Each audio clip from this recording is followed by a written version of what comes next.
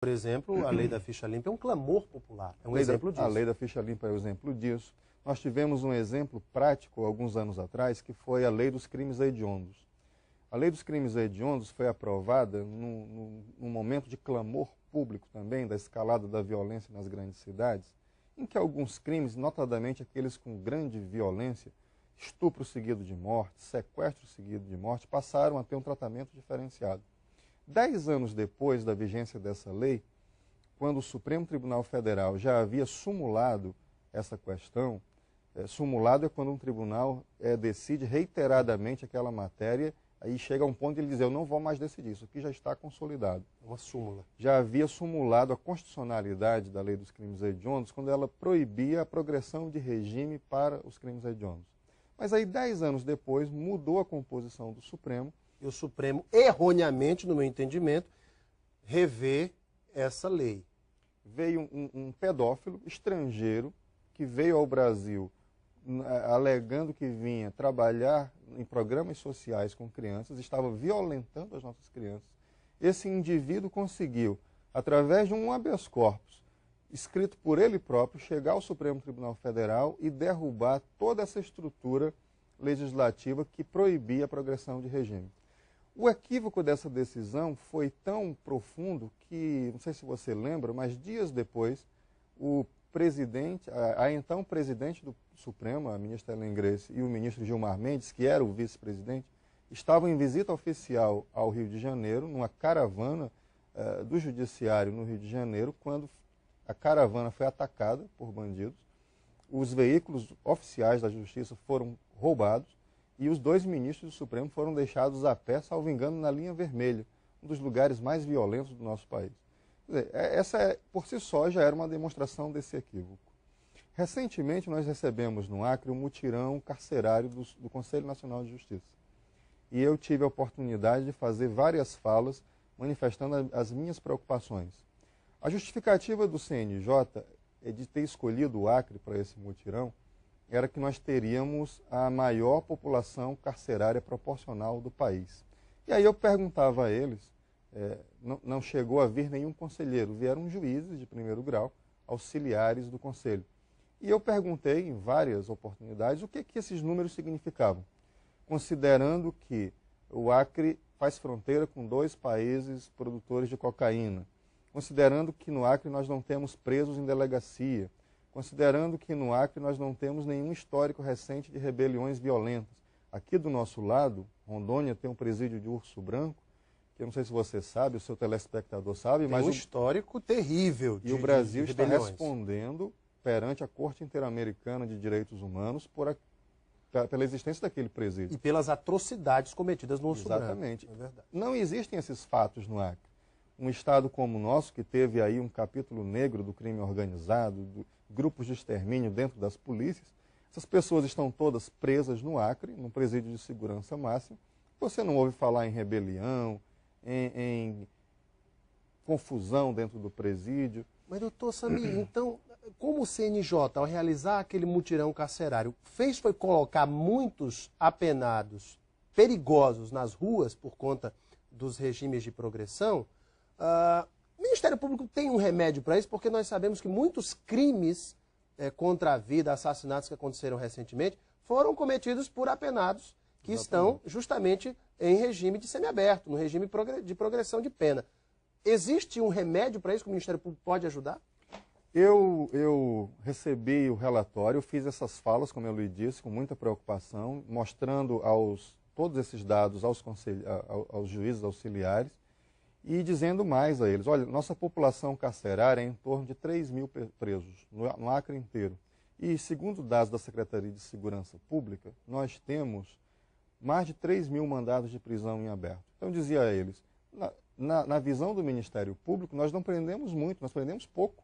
Ora, se nós temos 3 mil presos e mais de 3 mil mandados de prisão em aberto, nós prendemos pouco, não é? Eu levei essa preocupação ao Conselho Nacional de Procuradores Gerais, após ter recebido o relatório do mutirão, que eu achei completamente equivocado. Há uma carga ideológica visível no relatório, completamente na contramão do interesse público e também completamente desfocado com a legislação em vigor. Por exemplo, no relatório, os juízes auxiliares do CNJ dão um puxão de orelha nos juízes do Acre, dizendo que os juízes do Acre são muito duros, precisam ser mais humanistas, manter as pessoas na prisão, se necessário, até abaixo do que determina a lei, quando, na verdade, nós sabemos que os tribunais superiores já pacificaram o entendimento de que o juiz não pode estabelecer pena abaixo do mínimo legal.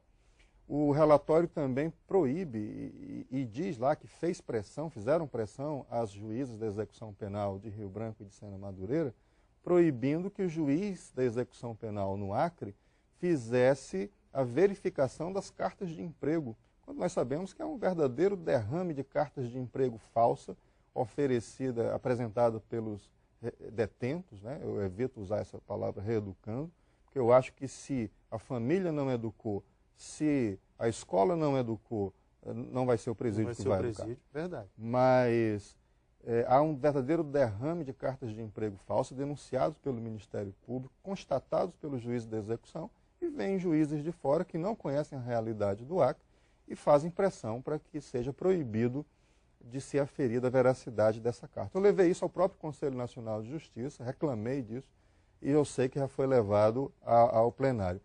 O relatório também, Alain, fez as juízas da execução modificarem uma portaria que autorizava a polícia prender aquele apenado que está em regime aberto ou em livramento condicional, que é pego descumprindo as condições a qual ele se comprometeu para poder sair do presídio. Um apenado, para progredir de regime, para entrar no livramento condicional, ele se compromete a não estar fora de hora, fora de casa, fora de hora. Todos aqueles procedimentos. E aí a polícia podia prender quando encontrava um indivíduo num bar, numa boca de fumo. Hoje, a polícia não pode mais prender. Porque o CNJ derrubou aquela portaria. Porque foi derrubado pelo CNJ. Doutor Samir, infelizmente nosso tempo já estourou um bocado, mas o Ministério Público vai realizar um mutirão carcerário, é isso? Nós estamos com duas estratégias tentando combater a violência no nosso Estado, a criminalidade no nosso Estado. Uma delas é um mutirão carcerário feito por nós agora, com a visão de quem se preocupa com o bem-estar da sociedade no nosso Estado. Ao contrário do que foi feito pelo CNJ. Ao contrário do que foi feito aqui pelo CNJ. Nós estamos instituindo um grupo de estudos que vai trabalhar processo a processo, verificando todos os detalhes, carta de emprego, a veracidade. Ora, se é difícil para o cidadão que não tem antecedentes criminais, que não é criminoso, que não é traficante conseguir emprego, imagine para um indivíduo que está preso. Então nós vamos aferir a veracidade de cada carta de emprego dessa, nós vamos cruzar dados, daí a importância desse convênio com a Secretaria de Segurança Pública, porque hoje o juiz e o promotor da execução penal eles navegam às cegas. Aquele caso da assessora parlamentar, aquele indivíduo foi dado um benefício para ele quando na véspera ele havia cometido um crime grave.